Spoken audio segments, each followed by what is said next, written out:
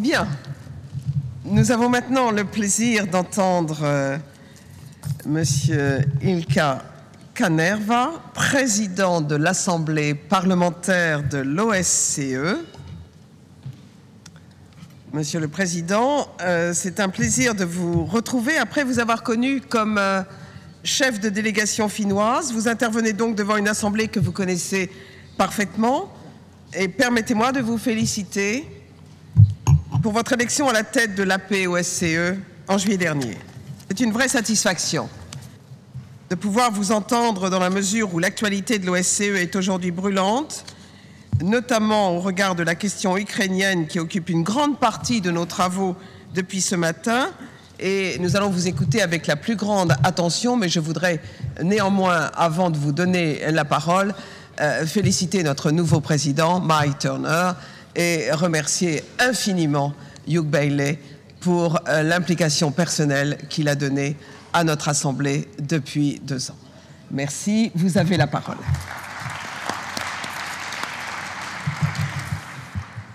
Dear President, first of all, may I congratulate Mike you and hope all the best to you. And I'm very convinced about our successful mutual cooperation in the names of the civilized international community. All the best to your work and congratulations. Ladies and gentlemen, dear friends, I would like to begin the NATO PA for giving me the opportunity to address you today. On behalf of the 323 parliamentarians of the Organization for Security and Cooperation in Europe's PA. We have all been shaken by the conflict in and around Ukraine, as a crisis has serious consequences also for the wider European security landscape. The key OSCE commitments have been swept aside. The territorial integrity, sovereignty of one of the OSCE participating states has been violated. We condemn the illegal annexation of Crimea by the Russian Federation. The OSCE has a central role to play in efforts to ease the cycle of violence and conflict in Ukraine. Our very purpose is to lessen divisions, reduce tensions, managing chains, and promote cooperation to enhance our common security in Europe. I urge all parties to honor their ceasefire commitments strictly and to implement the measures agreed upon in Minsk Protocol and Memorandum. Having said that, the ball is clearly in Russia's court. In order to move forward towards a peaceful resolution of this crisis, Russia must withdraw all forces and equipment from Ukraine and away from its border and end its support for separatist forces. I also must comment on the recent rhetoric from Moscow stating that Ukraine should never seek NATO membership.